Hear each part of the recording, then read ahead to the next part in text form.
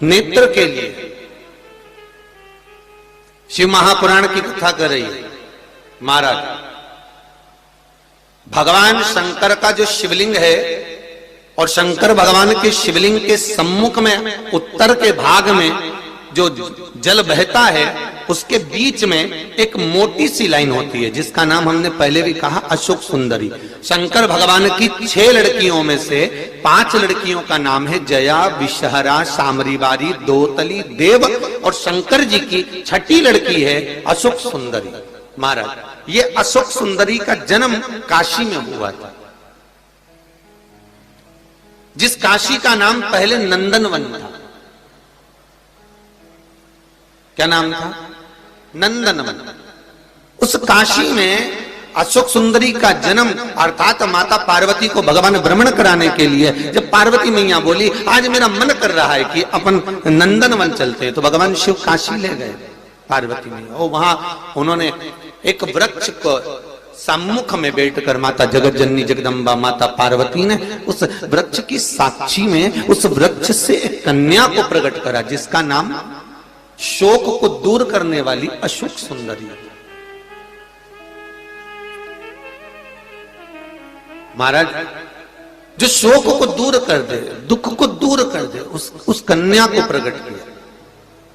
अब अशोक सुंदरी का जो स्थान है वो जहां जलाधारी है, जहां से पानी बहता है, उसके बीच में जो एक लाइन है वो अशोक सुंदरी का स्थान है। बहुत ध्यान से सुनना महाराज कथा।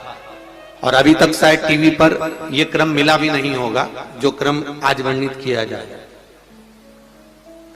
अशोक सुंदरी की जगह मध्य भाग।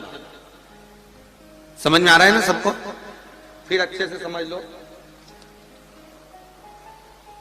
ये शिवलिंग, ठीक है, ये जलाधारी जहां से पानी नीचे गिरता है, ये दोनों पूरा गोल भाग, यहां से पानी नीचे जा रहा है, तो इसके बीच में जहां से पानी जाता है उसके बीच में जो स्थान है वो अशोक सुंदरी का स्थान है, शिव जी की बेटी का स्थान। अब शंकर जी की जो बेटी का मध्य भाग में स्थान है अशोक सुंदरी का, वहां पर आपको शहद की 7 बिंदी रखना है।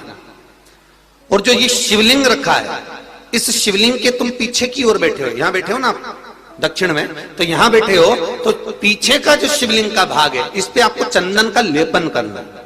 महाराज शिवलिंग के पीछे के भाग में अर्थात जहां आप बैठे हो पूरे शिवलिंग पर चंदन नहीं लगाना, जहां आप बैठे हो उसके सम्मुख भाग में आपको चंदन का लेपन करना है। महाराज एक पीला चंदन होता है और एक लाल चंदन होता है। लाल चंदन कभी आप किराने वाले की दुकान पर जाएंगे तो वहां पर आपको लाल चंदन प्राप्त हो जाएगा। आपको जो लेपन करना है वो लाल चंदन का लेपन करना है।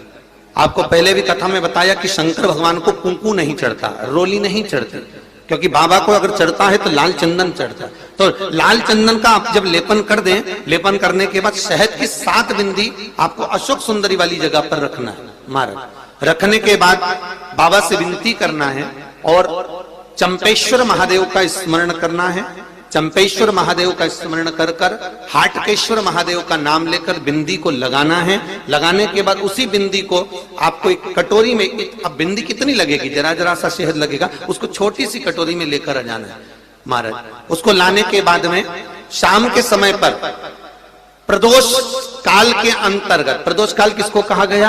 सूर्य अस्त जब होता है, सूर्य अस्त के समय से 1-1.25 घंटे का जो समय वर्णित किया गया वो प्रदोष काल का वर्णन किया गया। महाराज तो उस समय पर नैनों में उसको काजल जैसा लगाना है और ऊपर की ओर देखना है। लगभग 1 मिनट देख लिया, 1.5 मिनट देख लिया, बहुत है महाराज, उतना बहुत है।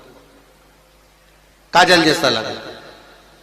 एक कटोरी में जो तुमने चंदन लगाया है उस चंदन को निकाल कर लाना है और आंखों के नीचे भाग में उसको समर्पित करना है। महाराज ये 2-3 चीजों में काम आता है। एक तो नेत्र की ज्योति बढ़ाने के लिए, जो चश्मे वाले नंबर हैं उसको उतारने के लिए। दूसरा, नेत्रों के नीचे जो कालापन आ जाता है उसको मिटाने के लिए इसका प्रयोग किया जाता है। महाराज तीसरा, इस शहद का प्रयोग नारी के जो रजो धर्म से जुड़ी हुई तकलीफें होती हैं, नारी के रजो धर्म से जुड़ी हुई जो प्रॉब्लम होती है उसमें भी ये शहद काम आता है। महाराज इस शहद का केवल प्रदोष काल के समय इसको चाट लिया जाता है, तो उससे भी नारी के जो रजोधर्म से जुड़े हुए प्रॉब्लम होती है उसमें भी उसको अंतर जाता है। तो हाटकेश्वर महादेव और दूसरा जम के बोलिए चंपेश्वर महादेव, इसका स्मरण आपको करना है।